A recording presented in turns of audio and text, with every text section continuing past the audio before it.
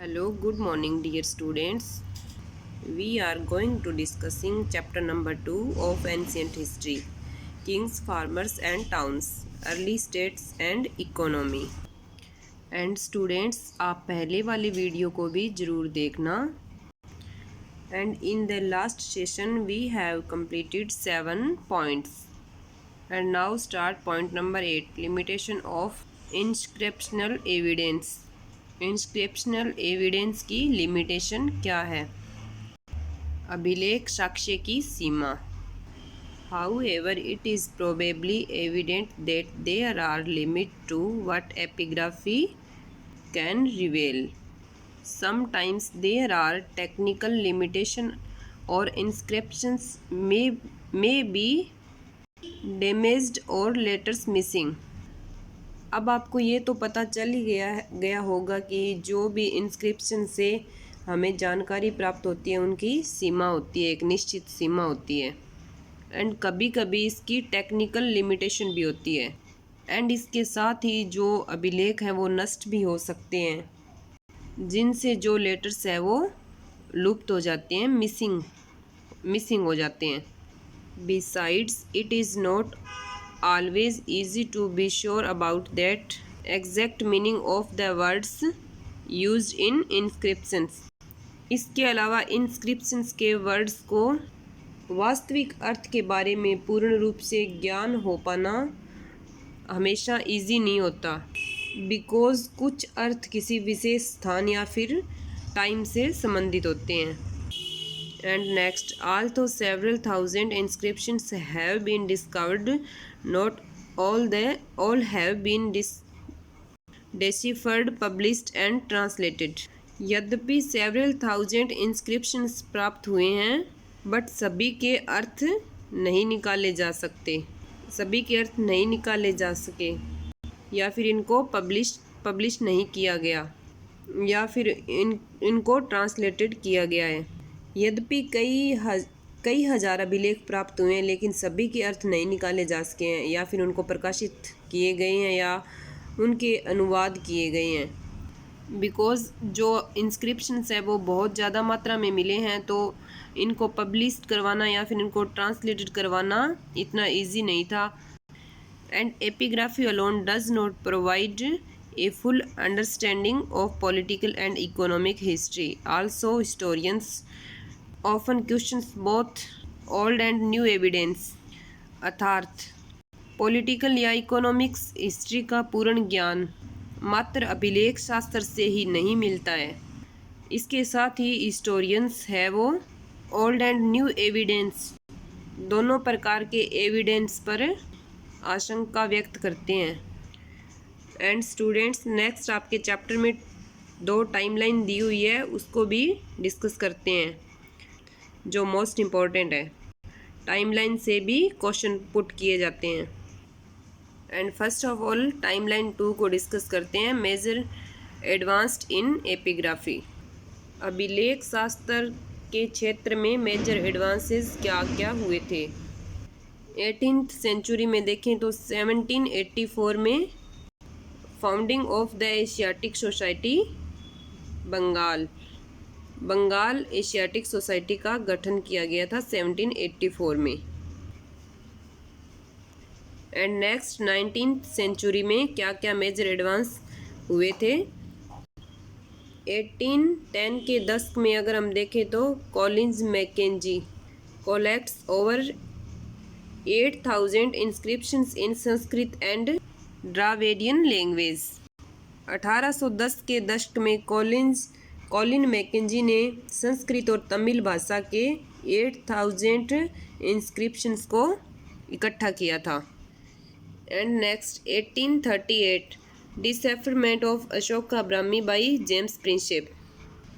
1838 में James Prinsep के द्वारा अशोक के अभिलेखों की ब्राह्मी लिपि का अर्थ निकाला गया था. And next 1877 Alexander Cunningham publish A set of Ashoka inscriptions. 1877 में अलेक्जेंडर कनिंघम ने अशोक के अभिलेखों के एक अंश को पब्लिश करवाया था. And next 1886 First issue of Epigraphia Carnatica, a journal of South Indian inscriptions. 1886 में दक्षिण भारत के अभिलेखों के शोध पत्र एपिग्राफिया कर्नाटिका का प्रथम अंक प्रकाशित किया गया था. And next 1888 first issue of Epigraphia Indica. Epigraphia Indica का फर्स्ट अंक.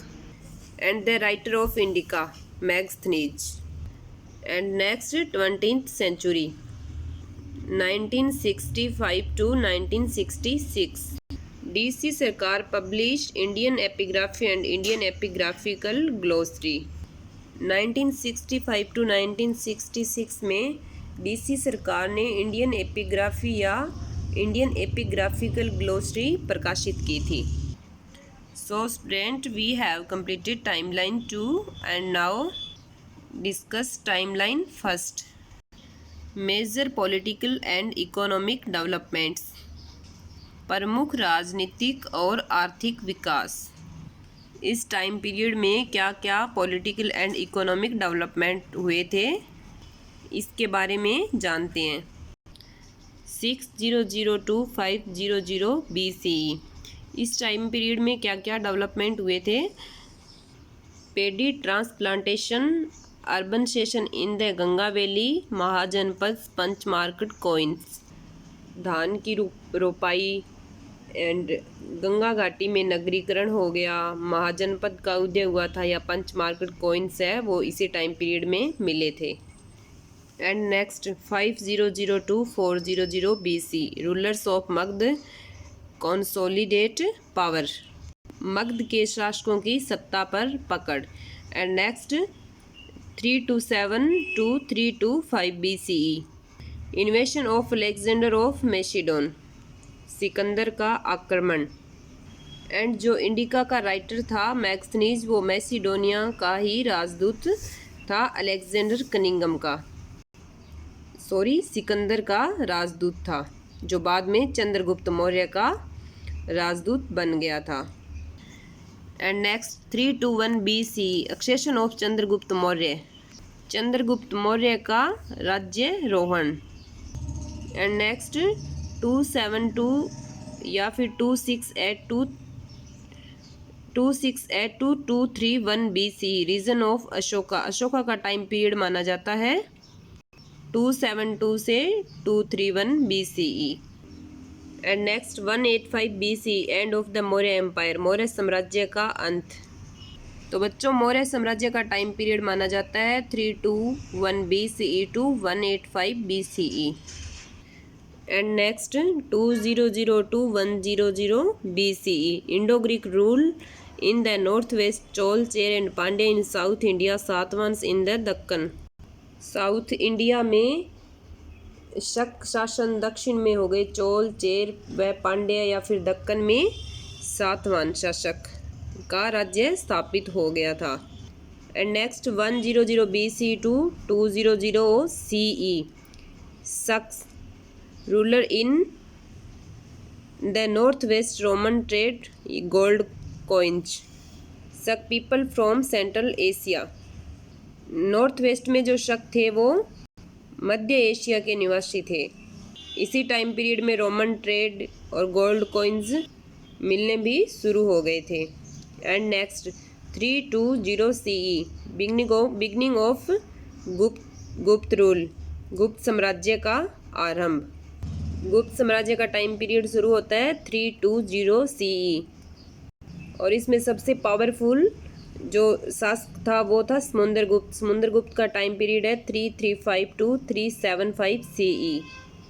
And next 375 to 415 CE. Chandragupta second, जो ये भी एक गुप्त शासक है. एंड दक्कन में वाकाटक नरेश. जिस टाइम पीरियड में चंद्रगुप्त सेकंड का शासन स्थापित था, उधर दक्कन में वाकाटक नरेश का भी उदय हुआ था. वाकाटक एक शासक माने जाते हैं, जो कि ये जो जातियाँ हुई है ना, मौर्य, गुप्त, इसी तरह एक वाकाटक भी साम्राज्य था. And next 500 to 600 CE. Rise of the Chalukya and Karnataka. End of the Pallava in Tamil Nadu. Karnataka में चालुक्यों का उदय और तमिलनाडु में पल्लवों का उदय हुआ था। And next 606 to 647 CE, Harshvardhan king of Kannauj. Kannauj के राजा हर्षवर्धन।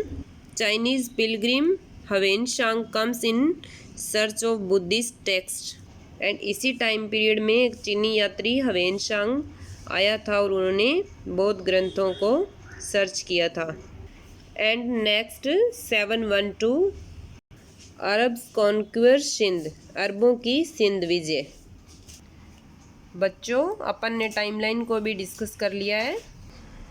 एंड बच्चों अपना एंशियंट हिस्ट्री का चैप्टर नंबर 2 भी कंप्लीट हो गया है। एंड बच्चों चैप्टर के एंड में जो क्वेश्चन दिए हुए हैं उनको एक बार आप खुद देखें, मैं बुक की PDF आपको सेंड कर दूंगी।